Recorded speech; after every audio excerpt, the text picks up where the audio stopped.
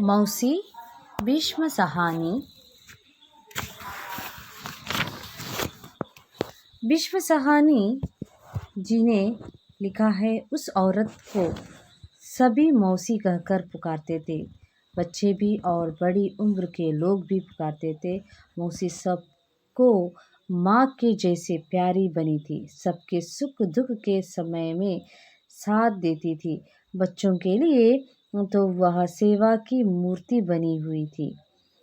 प्रतिदिन दोपहर वो मौसी स्कूल के फाटक पर पहुंच जाती थी और जैसे ही छुट्टी की घंटी बजती वैसे ही बच्चे भागते हुए बाहर निकलते और मौसी के कंधों पर अपने अपने बस्ता डाला करते थे।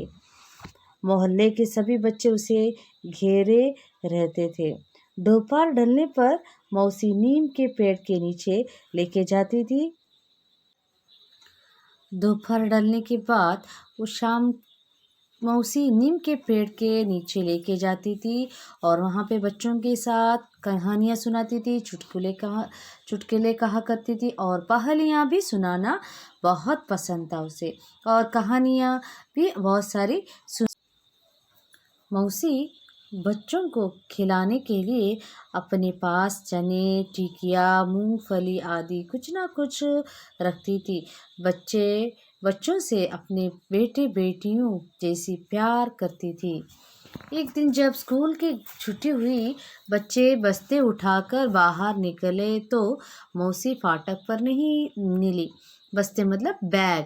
शाम को बच्चे खेलने के लिए निकले तो मौसी पेड़ के नीचे भी नहीं थी। किसी को भी मालूम नहीं था कि मौसी कहाँ गई।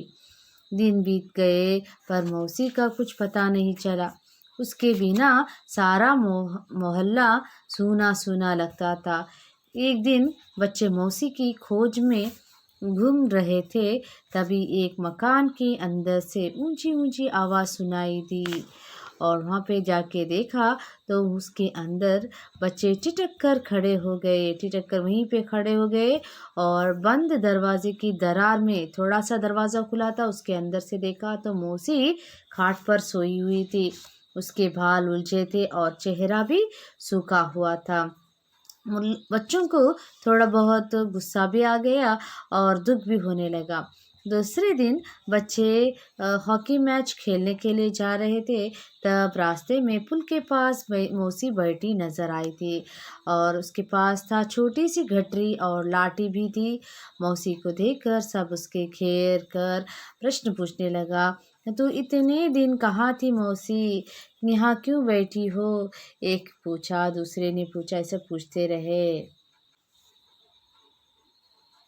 मैं यहाँ से जा रही हूँ बेटा, कहते हुए मौसी के आंखें भर आई। तू तो बीमार थी मौसी, तबीयत कैसी है? बलदेव नामक एक बालक पूछता है। बेटा मैं ठीक हो गई हूँ, अपना गांव जा रही हूँ। हम तुझे नहीं नहीं जाने देंगे, कहीं भी नहीं जाने देंगे, सबने एक साथ बोलने लगे। मौसी के आंखों में आंसू छलकने पड़े। दुकान के सामने एक खाट बिछी थी, खाट बेड। वो 2-3 लड़के भागकर खाट उठा कर ले आए और मौसी को जबरदस्ती से बिठाया। खाट को सीधे नीम के पेड़ के नीचे ले गए और कन्हैया नाम का बालक तकिया और धरी लेके आया।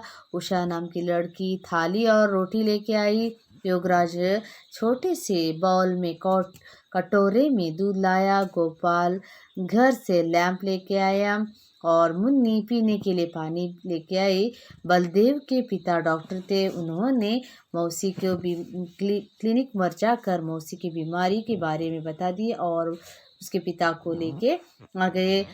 डॉक्टर ने उसे अच्छी तरह से ट्रीटमेंट करने के बाद, देखभाल करने के बाद अच्छी होगी मौसी उसे, और पूरे निर्णय ले लिया कि मौसी को हम किधर भी नहीं जाने देंगे और बारी बारी से उसे अपने घर में रखेंगे। बाद में उन्होंने हेडमास्टर जी से विनती की मौसी को स्कूल में काम दिया जाए।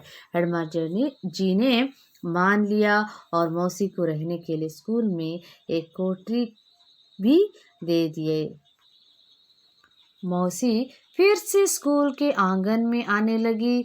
बच्चे उसे घेरे रहते और वह उन्हें कहानियाँ सुनाती, कभी कभी लाठी टेकती हुई मोहल्ले का चक्कर काटती, सभी घरों में झांक कर उनका कुशल क्षेम पूछती। सांझ ढले अपनी कोठरी में चली जाती, अंधेरे होते ही आ जाती थी और चैन की सांस